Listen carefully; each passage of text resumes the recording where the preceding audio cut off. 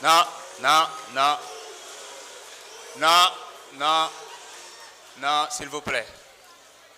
S'il vous plaît. La parole est à notre collègue Mohamed Aïb Selim Dafé. Dernier orateur.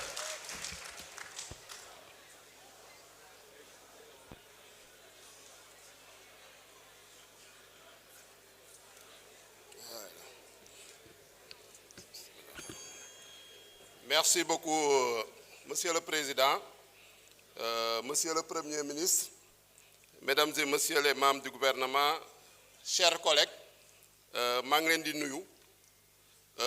Monsieur le Premier ministre, maa ngi lay gërëm di la sant au nom de toute la représentation nationale pour respect bu nga jox suñu règlement intérieur.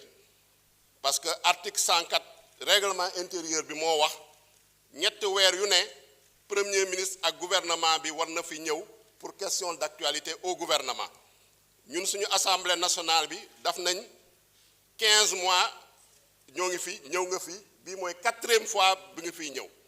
Donc loolu di wane respect bu nga jox assemblée bi, respect bu nga jox suñu règlement intérieur ak respect bu nga jox peuple sénégalais. Parce que wax nga ko exercice de vérité la, exercice de responsabilité la ak exercice de redevabilité te yaa ngi koy def ba mu mot sëkk. Donc ñu la siy gërëm di la sant. Suñu ñëwee sur le fond effectivement wax nga ko opposition bi dafa dëgër fit rek nappaate nañuy def waaye amuñu fi dara luñ fiy wax parce que soo déggee koo xam ne nekkoon na fi premier vice-président assemblée nationale daf na fi ñeent mandat. Attendez. nekk na fi président de la commission des lois. Honorable posez le temps bi.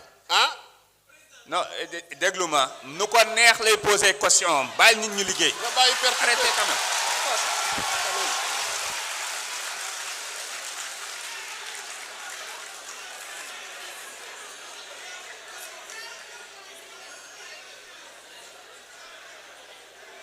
Vous ne pouvez pas venir ici dire le pouvoir et refuser qu'il parle de l'opposition. Il faut arrêter quand même. Laissez-le terminer. On est en démocratie.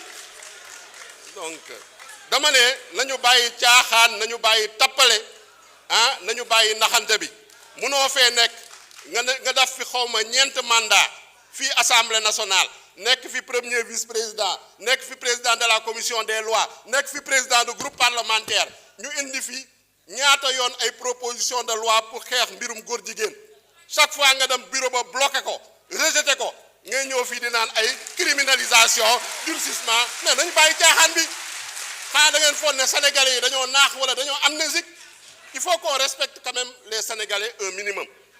Beneen bi sama naataango président de groupe ñëw na fi naan la violence inouïe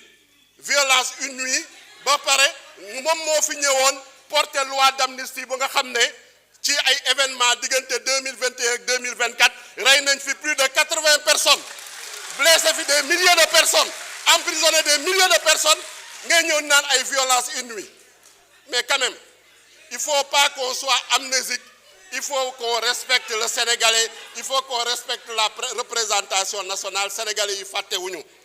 Monsieur le Premier ministre lu ñu la bëgg a wax bu mu fi ñëwee daf nga fi déclaration. Faut pas excusez-moi. C'est une stratégie pour parasiter la prise de parole. Faut pas réagir. Laissez-moi gérer. Laissez-nous continuer. On a quand même l'habitude face à ces petits opposants-là. Ils ne nous inquiètent pas. Laissez-nous continuer. Donc, ce que je veux dire, Monsieur le Premier ministre, ñëw nga fi présenter déclaration de politique générale. ñëpp gis nañu sa déclaration de politique générale lu nga fi wax par rapport ak ambition bu nga am, par rapport ak rupture bu nga fi bëgg a indi, par rapport ak le plan de redressement économique et social. Gis nañ ni par rapport aux résultats yu ngeen fi présenté. yéen a nga ci yoon bi ñoo ngi leen di encourager ñoo ngi leen di féliciter en tout cas le groupe parlementaire Pastef les Patriotes est derrière vous et va vous accompagner pour l'atteinte de vos objectifs.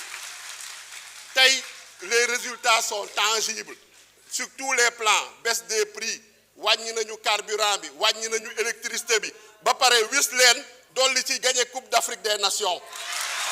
Donc lan ngeen bëggati nañu waxal dëgg ah bàyyi leen caaxaan yi ak tappale yi ah respecté ñu mënoo fay ñëw ah non mais nañu respectante rek lu ma bëgg a wax mooy ni monsieur le premier ministre ñoo ngi leen di encourager ci dynamique bi ñëpp comprendre nañ ni on est dans une phase de redressement nag lépp luñ ci soxla daf leen ko en termes de résultats en termes de moyens incha allah assemblée nationale bi dina leen ko jox lu ci des nag continuez résolument vos chemins la caravane avance les chiens aboient la caravane passe et je dirais même les chiots aboient la caravane passe donc monsieur le premier ministre benn question rek laa amoon lu mu lay poser ci contexte redressement économique et social bi ban message nga bëgg a adresser aux Sénégalais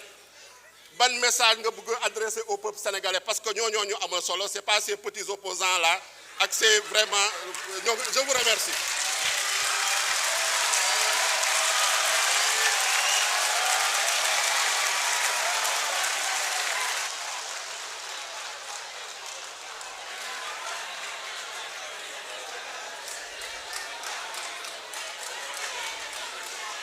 Merci beaucoup.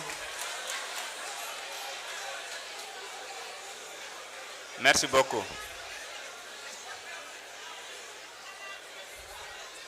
S'il vous plaît, Monsieur le Premier ministre, vous avez la parole pour 20 minutes.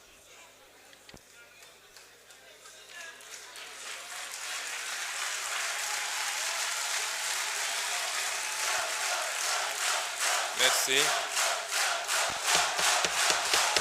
S'il vous plaît, s'il vous plaît. S'il vous plaît, s'il vous plaît. Merci, Monsieur le Président de l'Assemblée nationale.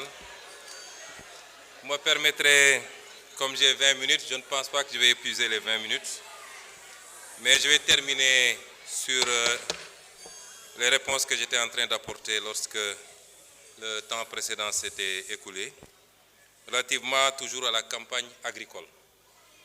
Parce que souvent, une certaine opposition essaie de se greffer à toutes les causes pour en faire des causes politiciennes. Aujourd'hui, tantôt c'est les étudiants ou c'est le monde rural. Je me suis rendu effectivement dans le monde rural en tant que Premier ministre. Je ne pense pas que sous vos régimes, les premiers ministres l'auraient fait. J'ai pris contact directement avec le monde paysan, que je connais très bien. Je me suis solidarisé et je me suis expliqué.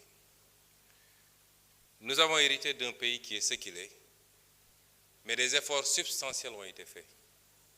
Li ci gën a gàtt rek mooy tey boo demee ci kaw gi amul fenn fooy dem ba ñu joytu ci wàllu jiw bi wala engrais gi. Donc, et ça nous a valu quoi? Une production record de 900 000 tonnes.